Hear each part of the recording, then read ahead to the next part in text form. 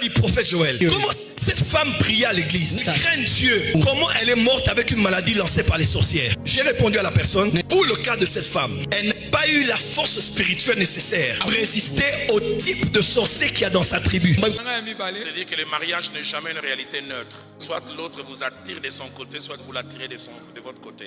Même le Dieu de la Bible dans l'Ancien Testament a vu ça, il dit si vous vous attachez, ils vous amèneront vers leur Dieu. Alors, la troisième des choses que je peux dire, certains présentent la raison, Dieu m'a dit, Dieu m'a convaincu. On vérifiera si Dieu vous a dit, vous a convaincu plus tard.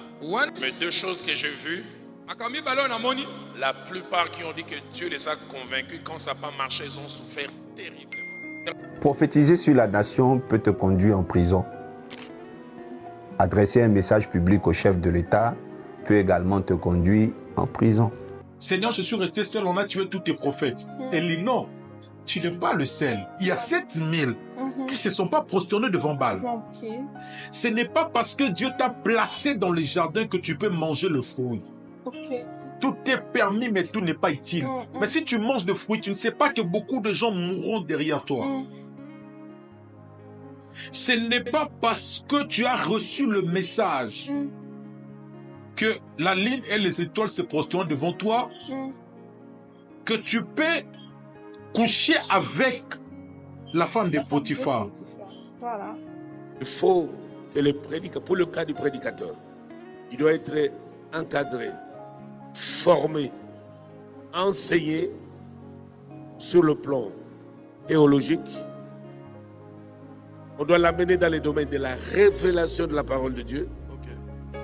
Il doit avoir à ses côtés des pères qui ont marché avec Dieu, qui savent le mouvement de Dieu, comment Dieu fonctionne. Avertir le peuple, les citoyens, sur une guerre à venir peut te conduire en prison. Surtout ceci n'est pas fait dans les règles de l'art, dans le respect des textes de loi. Le code pénal ivoirien dit dans son article 264 « Quiconque offense le chef de l'État ou le vice-président de la République est passible d'un emprisonnement de 3 mois à 2 ans et d'une amende de 300 à 3 millions de francs CFA. » C'est beaucoup. La liberté d'expression, oui, mais l'exercer dans la sagesse est mieux. Quand j'étais plus jeune, j'aimais beaucoup prophétiser sur les événements, sur l'avenir de la nation. Certains s'accomplissaient avec précision, d'autres avaient de l'ambiguïté. Je parlais comme je voulais et le Saint-Esprit m'a interpellé. Et après, j'ai commencé à beaucoup travailler sur mes méthodes. Parler avec indécence au chef de l'État, avec un ton condescendant, n'est pas une bonne chose. Parler en public en s'adressant à toutes sortes de citoyens peut virer à la catastrophe. Sur le plan onctionnel, sur le plan de la puissance de Dieu, des mystères de Dieu, pas des pères juste théologiques, mais les gens qui ont fait certaines expériences surnaturelles et spirituelles avec Dieu. Donc la sagesse, si ton niveau de sagesse change, ce que tu aimes va changer. Amen. On n'aime pas les choses pour rien. On aime les choses selon son niveau de compréhension et de connaissance et de sagesse. Donc, le législateur ivoirien insiste sur ces thèses pour t'éviter d'être interpellé pour trouble à l'ordre public. Le prophétique est mieux perçu quand il est expliqué par un prophète spécialiste. À bientôt. L'onction sur toi ne te donne pas le pouvoir de tuer Iri pour rester avec sa femme. L'onction sur toi ne te permet pas de prêcher devant tout le monde ouvertement. Ça exige que tu parles en parabole devant le pharisien. Parce que les pharisiens ne sont pas là pour écouter ta prédication. Mon fils, quelqu'un m'a dit prophète Joël, comment cette femme priait à l'église, craint Dieu, comment elle est morte avec une maladie lancée par les sorcières? J'ai répondu à la personne, pour le cas de cette femme, elle n'a pas eu la force spirituelle nécessaire pour résister au type de sorcier qu'il y a dans sa tribu. Elle m'a dit, prophète Joël déclare dans 1 Jean, celui qui est en nous est plus fort que celui qui est dans ce monde. J'ai dit, maman, elle n'a pas dit, vous êtes plus fort que celui qui est dans ce monde, celui qui est en vous. Il faut qu'on soit honnête. On n'a pas dit, tu es plus fort. On a dit, celui qui est en vous. L'apôtre Paul dit, il voulait entrer dans une ville. Il dit Satan l'a empêché. Satan ne peut pas empêcher celui qui est en Paul. Mais Satan peut empêcher Paul. Ça ne dépend pas de quel camp on appartient, mais ça dépend surtout quel est notre niveau d'autorité quand on affronte le représentant de l'autre royaume. Ce qui fait, tous on peut évangéliser, mais à des villages, ce n'est pas tout pasteur qui peut aller évangéliser là-bas. Est-ce qu'on est honnête? On peut tous prêcher Jésus, mais il y a des lieux où nous tous on sait, des églises ferment là-bas. Mais j'aime un prophète dans la Bible au temps d'Élie qui s'appelait Abdias. Ouais.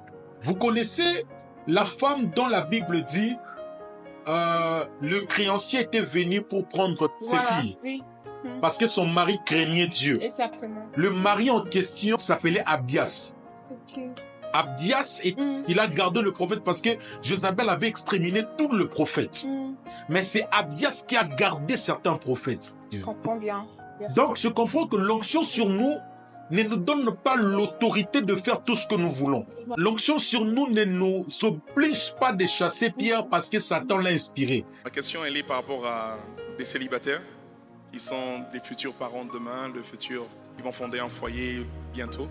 Alors quel conseil donnerez-vous à une sœur ou à un frère qui est profondément amoureux ou amoureuse d'une autre personne et il sent que c'est la bonne personne, il partage les mêmes valeurs, mais elle n'a pas la même confession que lui ou qu'elle. Ça veut dire que il y a aucun autre problème dans leur relation si ce n'est le fait qu'il est par exemple musulman ou kimbanguiste, mais elle tient à cette relation. Quel conseil lui donnerez-vous? Alors, j'irai dans 3 directions pour essayer de répondre. La première, en 2 temps, j'ai dit Dieu veut les mariages et il encourage ses enfants, même celles qui sont nées de nouveau, à se marier. Mais étrange, même s'il encourage les mariages, déjà dans l'Ancien Testament avec Israël, aujourd'hui avec l'Église, Dieu encourage les mariages, mais en montant un champ d'action sélectif. Permet à Israël de se marier, mais il dit vous ne vous marierez pas à ceux qui ne connaissent pas le Seigneur, et il montre les conséquences. Paul reviendra plus tard, il dira quel rapport y a-t-il entre la lumière et les ténèbres. Il va plus loin même dans 1 Corinthiens 7, il dit si une veuve veut se remarier, il dit il n'y a pas de problème, il dit qu'il se remarie dans le Seigneur. Il circonscrit encore les champs. Mais entre nous, soit dit tous ces gamaliers, déjà dans le Seigneur, il y en a beaucoup. Comment tu iras chercher à la mosquée? Ma deuxième réponse, c'est dire que le mariage n'est jamais une réalité neutre. Soit l'autre vous attire de son côté, soit vous l'attirez de votre côté. Même le Dieu de la Bible dans l'Ancien Testament a vu ça, il dit si vous vous attachez, ils vous amèneront vers leur Dieu. Là, la troisième des choses que je peux dire, certains présentent la raison, Dieu m'a dit, Dieu m'a convaincu. On vérifiera si Dieu vous a dit, vous a convaincu plus tard. Mais 2 choses que j'ai vues, la plupart qui ont dit que Dieu les a convaincus, quand ça n'a pas marché, ils ont souffert terriblement.